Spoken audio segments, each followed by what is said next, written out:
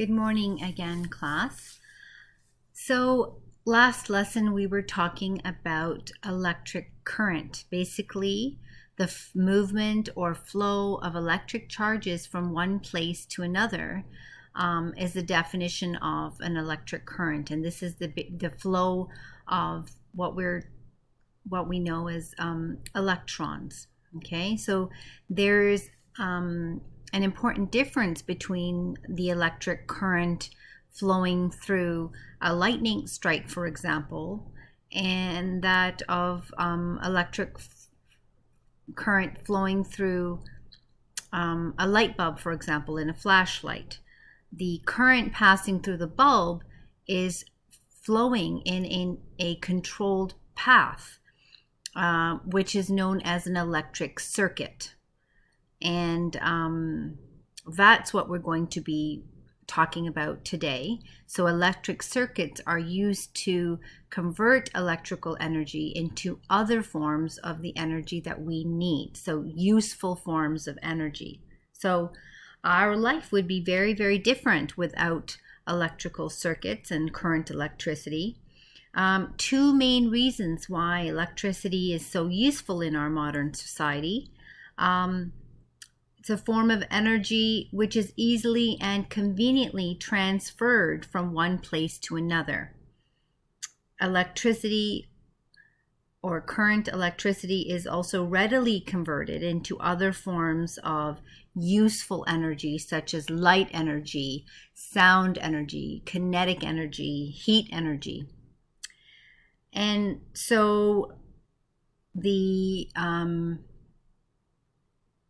today's lesson is going to be about electrical circuits and the controlled path in which electrons flow through these electrical circuits to basically power different types of electrical devices in your homes or schools or offices or in anywhere and everywhere.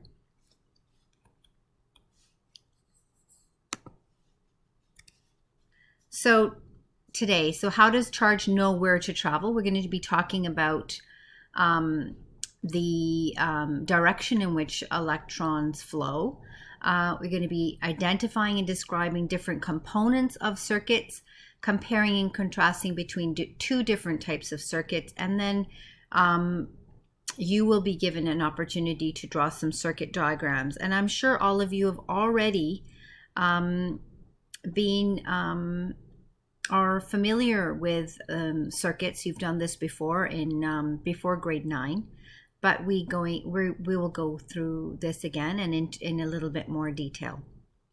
So again, an electric circuit is a closed path along which electrons that are powered by an energy source can flow. Okay, so down here, this is an example of a flashlight. This is going to be using, if you remember from yesterday's lesson, this is going to be using direct current it's DC instead of AC, which is alternating current, because it's a very simplified circuit that we have here. We've got an energy source represented here by this symbol, which is a symbol of a cell. And we have these connecting wires, a light bulb, and then this is known as a switch. Basically, it's connected to this button right here on the flashlight, which will shift this to the right or to the left in order for this switch to open and close this electrical circuit. We know that electrons they will like to flow from the negative terminal of the battery. This is always represented by the shorter stick, basically, of that cell symbol. And electrons will always go from negative to around the circuit back towards the positive terminal of the cell, which is represented by a longer line, a longer stick. Okay, this is electron flow, always from negative to positive. However, engineers and people in the field they always talk about conventional current, okay? And this is conventional current is actually the opposite of the way in which electrons actually flow. And it is represented by these arrows, and you will see in future diagrams what I'm talking about. But basically the arrows donating the, arrows that are suggesting the direction of flow of those electrons moving from the positive terminal of a cell or battery towards the negative end of terminal of the battery, okay, which is the opposite of how the actual electrons will flow. So, circuit components. There are many components to a circuit. Circuits may have all of these or just some of these items. So depending on how complicated or complex your electrical circuit is, you're going to have, either fewer or more components. So the connecting wire is a conductor. It's made up of a conducting material, usually copper, that transmits charge. It allows for charge to flow. It also connects the other components of a circuit. And it is the symbol used for connecting wire is just basically very simple, straight line. A switch is a control device that is able to basically stop the flow of electrons. So it can complete or it can break the circuit when connected. So right now we have an open switch symbol. And basically there is a break in the circuit. So therefore, whatever component, whatever device that is connected to this particular circuit, if the switch is open, it's not going to be working because there's no longer a path in which electrons can continually flow through that circuit to make sure that they're powering those electrical devices. A closed switch symbol looks like this, and it shows that there is the circuit, the path is basically complete. There is no opening, and electrons can flow continuously throughout the circuit when the switch, and some circuits have multiple switches, okay, and we'll talk about that and show you that later. A load. A load is basically any device that transforms electrical energy from that that's provided by the electrons into either heat, into motion, sound, or light, or there's additional electrical types of energy, but those are just a few of the ones that are mostly witnessed in electrical circuits. So a load is basically, the symbol is this right here. It's basically a zigzag line. There are other symbols that you will see in other textbooks that will also represent a load, okay? And a load can also be basically a circle with a X through it, but this is an example of a load, and it's also actually an example of the symbol of a resistor. Okay, and there's many different types of loads. Let me just show you this right over here. This is another example of a load. It's a light bulb, though. It's a more specific symbol for a light bulb. So a load is any device that transforms the electrical energy in the circuit into, for example, this load right here would transform electrical energy into light energy and into heat energy because the light bulbs become a little warm. Some common loads, include oven, okay? Oven converts electrical energy into thermal energy, heat energy. A motor, there's so many different types of motors, but they convert electrical energy into mechanical energy. something that kind of moves, for example. A light bulb converts electrical energy into light energy, and an alarm the load will convert electrical energy into sound energy. So this is, again, the symbol for a light bulb. An M within the circle, capital M, is a symbol for a motor. An energy source basically is something that provides energy to move the charge, move those electrons around in that circuit, okay? And these are the different symbols. So again, I was talking about a cell. A cell is basically just this symbol. This is one cell. A short stick, a long stick. This represents the negative terminal of that cell. This positive sign and this longer stick represent the positive terminal of a cell. When you have a battery, you have to have at least two or more. In this case, we have 3 cells, but you at least have to have 2 or more cells to represent a battery. And then these are both used for very simple circuits. For the circuits that are found within our homes, our schools, and our buildings, you will have this symbol right here, which is this one right here, alternating current, a power source, okay? And over here, this is a direct current, but this is a specific symbol for direct current, which is usually much simpler than this one over here. So, in circuit pathways, there are many different ways components can be connected in a circuit. In a series circuit, electrons can only flow along a single path, okay? So they will flow, the electrons again will flow from the negative terminal of that cell all the way around through the switch, which is closed, around and through these 2 light bulbs and back to the positive terminal of that battery. There's only one way in which this circuit allows for the electrons to flow, okay? And we're going to talk about some rules. These are rules that we talk about in a little bit more detail later and how they came to be. But in a circuit, the current is going to be the same at all points.